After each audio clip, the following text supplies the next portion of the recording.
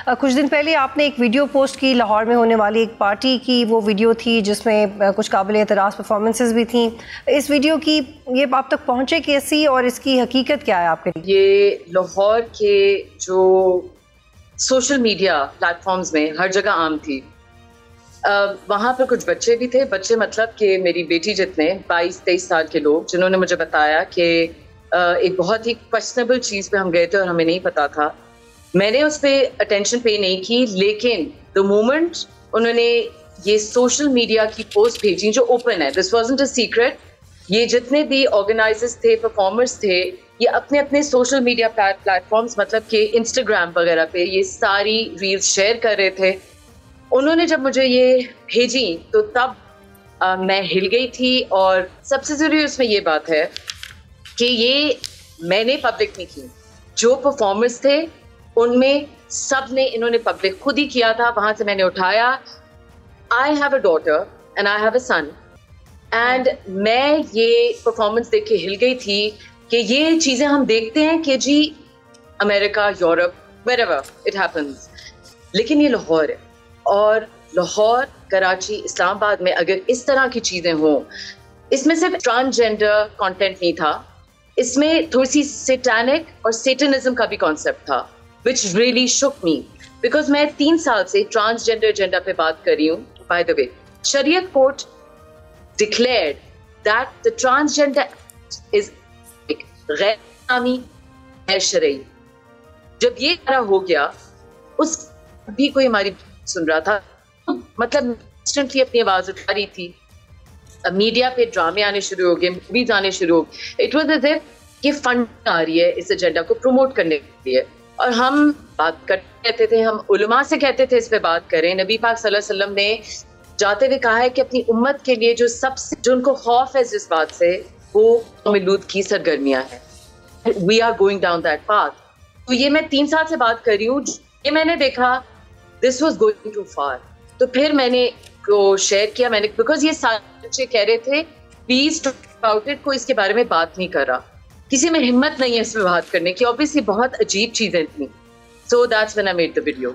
बिल्कुल मारिया साहिबा बिल्कुल ठीक कह रही है। मैं चाह रही हूँ कि आप एक कॉल लीजिए प्लीज़, क्योंकि इस केस में कुछ गिरफ्तारियाँ भी हैं, दिन ज़मानत भी हो गई। और इंसार अब्बासी साहब जो पाकिस्तान के क्रेडिबल जर्नलिस्ट हैं, उन्होंने रिपोर्ट किया कि कुछ बड़े नामों को बचाने की कोशिश की जा रही है। क्या आप इससे आगाह हैं और ऐसा क्यों करने की कोशिश की जा रही है? क्या पॉलिसी होनी चाहिए इसके ऊपर? जी, मुझे अब्बासी साहब ने कॉन्टैक्ट किया था, ग्रेटफुल टू हिम। देखें, मैं एक सोशल एक्टिविस्ट हूँ, मैं एक माँ हूँ पाकिस्तान की, मेरा एक फोरम भी है मदर्स फॉर पाकिस्तान।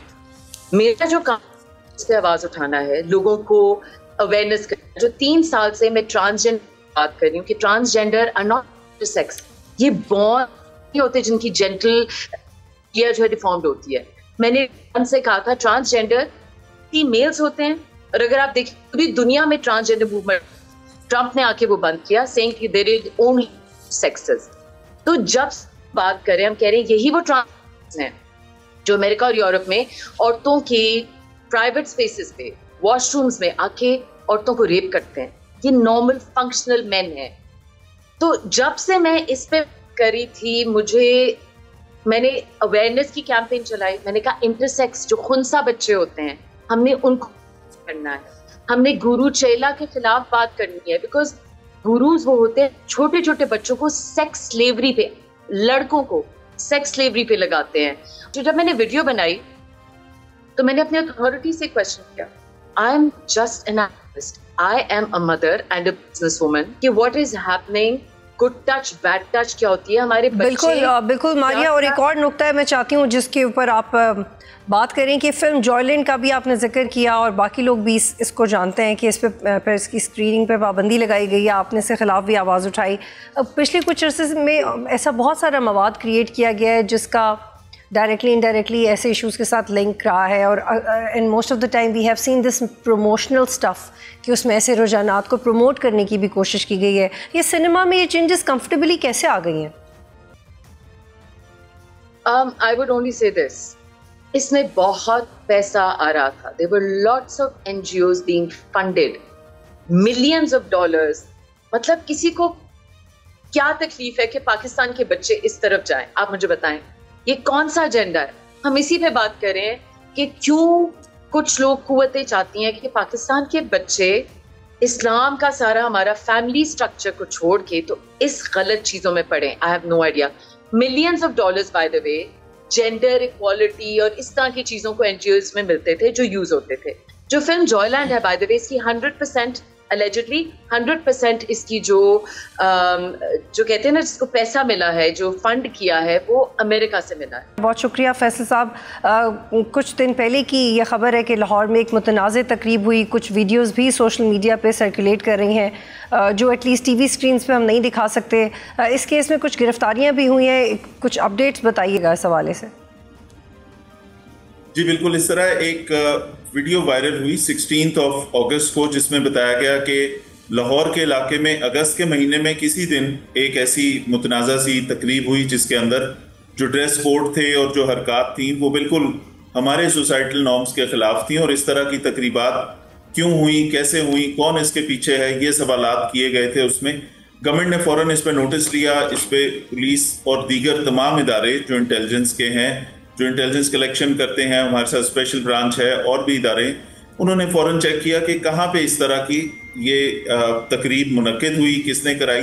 तो हमें डिटेल्स मिली कि 1 अगस्त 2025 एक इवेंट हुआ जिसके अंदर ट्रांसजेंडर कम्युनिटी से बहुत सारे लोग थे। कोई फंड रेजिंग का प्रोग्राम था, बड़ा सीक्रेटली उसको अरेंज किया गया एक प्राइवेट स्टूडियो में, जिसे हायर किया गया था 12 घंटे के लिए।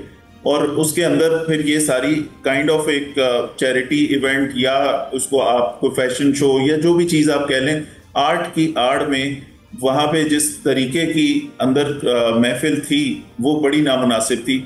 उसकी वीडियोस उन लोगों ने जिन्होंने ये इवेंट करवाया था, उन लोगों ने ये वीडियोस इंस्टाग्राम के पेजेस पे खुद शेयर भी की थी और वहाँ से कलेक्ट करके फिर मारिया भी एक डिज़ाइनर हैं, उन्होंने इस पर ये वीडियो की और इस पर सवाल उठाए। तो जैसे ही इस तकरीब का पता लगा, स्टूडियो को ट्रेस किया गया, वहाँ गए, वहाँ पे गिरफ्तारियां भी हुई और जैसे पर्चा हमने फ़ौरन दर्ज किया इस इंसिडेंट का। और उसके बाद 5 लोग गिरफ्तार किए, जिसमें से 2 परफॉर्मर्स थे जो इस इवेंट में मौजूद थे और 3 उस स्टूडियो के जो मैनेजमेंट में से लोग थे और मालिक थे, वो 3 लोग उनमें से थे। इसके अलावा इनको फिर फ़ौरन जैसे ही हमने ये पकड़ा है अदालत में पेश किया। अनफॉर्चुनेटली हुआ ये कि उसके बाद ये 5 लोग इनको मुकदमे से डिस्चार्ज कर दिया गया। उसके ऊपर हमने पहले भी ये चीज़ बताई थी कि हम इस डिसीजन के लिए इसमें अपील कर रहे हैं, आगे प्रोसेस में जा रहे हैं कि इसको रिविजिट किया जाए ताकि इन लोगों को हम दोबारा शामिल तफ्तीश भी कर सकें, जो कि जिसमें मैं बड़ा होपफुल हूँ कि ये हो जाएगा और ये लोग भी शामिल तफ्तीश होंगे। 40 से 50 और लोग जो पार्टिसिपेंट्स थे इस इवेंट के, उन लोगों की तफ्तीश अभी जारी है। मैं दोबारा ये कह रहा हूँ कि FIR is still there, FIR is under investigation, उस पर काम हो रहा है। जितने लोग और शामिल थे उन सब पे अभी कार्रवाई होनी है। केस की बहुत सारी डिटेल्स अभी सामने मजीद आनी है। इसके अंदर मसला सबसे बड़ा ये था कि इस किस्म के इवेंट्स जो हमारी ठीक है फैसल, प्लीज ये भी बताइएगा कि आप ये तो कह रहे हैं कि आप अपील में जाएंगे, लेकिन वो आपको कितना वक्त मजीद दरकार है करने के लिए? हमने वो अप्लाई भी कर दिया है, वो इन प्रोसेस है और हमारी बिल्कुल वहाँ पे हमने जब अपना केस वहाँ पे पुटअप किया तो उसमें जो प्रोसिक्यूशन डिपार्टमेंट है वहाँ से भी हमें बड़ी उम्मीद दिलाई गई कि ये हमारा केस अब बड़ा स्ट्रॉन्ग है, इसमें कुछ एविडेंसेस और भी आए हैं और चीज़ें भी हैं। तो इंशाल्लाह वो हमारे फैसले को सीनियर कोर्ट्स जो हैं, ये इन हायर कोर्ट्स जो हैं, वो इसको रिविजिट भी करेंगी और इसमें बड़ी उम्मीद है कि ये 5 लोग भी उसमें से बच नहीं सकेंगे। रिमेनिंग तफ्तीश क्योंकि अभी चल रही है तो बाकी सारे लोग भी कटहरे में आएंगे। अच्छा फैसल, ये भी बताइएगा क्योंकि इस पर लिखा भी गया है और ये रिपोर्ट हो रहा है कि जो ज़मानतें हुई तो उसके बाद ये बात सामने आई कि कुछ बड़े लोगों को बचाने की कोशिश की जा रही है।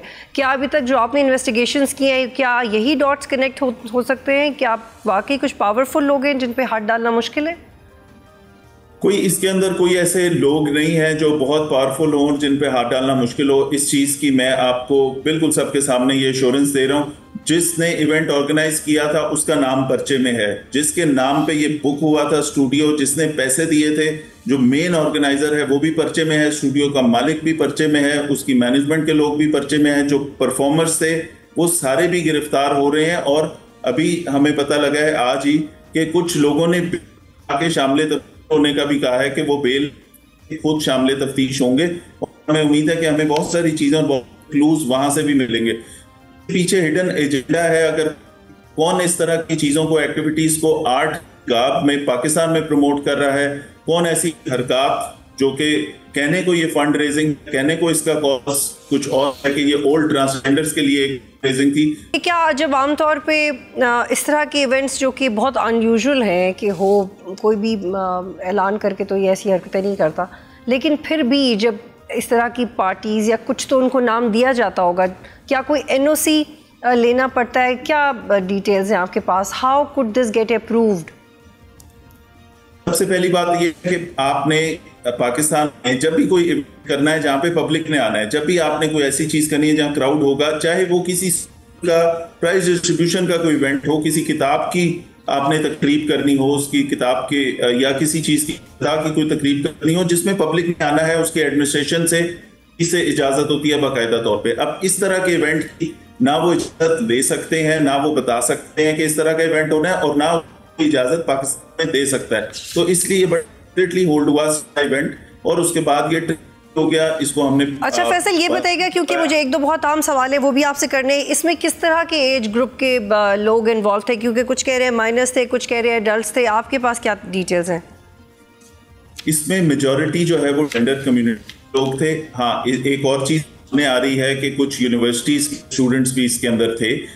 40-50 लोग जो पार्टिसिपेंट हैं इसके अंदर, all of the not transgender के अंदर जो लोग उस कॉज से सिंपैथाइज करते हो, लड़के लड़कियां भी थे और किसी यूनिवर्सिटी स्टूडेंट्स भी थे। अब ये भी बताइएगा कि क्या आपको अब तक क्या लगता है कि ये खुफिया एजेंडा था या वैसे ही एक ग्रुप ऑफ यंगस्टर्स या एडल्ट्स ने किसी रुझान को फॉलो करने में एक चीज़ क्रिएट की, या कुछ एजेंडा भी लग रहा है आपको इसके पीछे? देखिए, एजेंडा अगर कोई है तो वो इंशाल्लाह ट्रेस भी हो जाएगा जैसे ही डॉट्स कनेक्ट हो जाए। अभी हम पहले 5 लोग जिनसे हमें जो इन्फॉर्मेशन मिली हमने वो आपके सामने रखी, कुछ और लोग जिन्होंने बेल्स कराई हैं वो शामिल तफ्तीश होंगे और चीजें सामने आएंगी। फिर every single one of them who participated, उनसे हमें पता लगेगा कि ये कौन सा ऐसा ग्रुप है या नहीं है, कोई किसी और हिडन एजेंडा को प्रमोट कर रहा है हमारे मुल्क में, या ये वाकई जिस तरह ये बता रहे हैं ये उस तरह का इवेंट था। बट देन अगेन कोई भी ऐसा इवेंट हमारे कवानीन के खिलाफ हो यहाँ पे नहीं हो सकता। सब्सक्राइब करें और बेल दबाएं ताकि कोई खबर रह न जाए।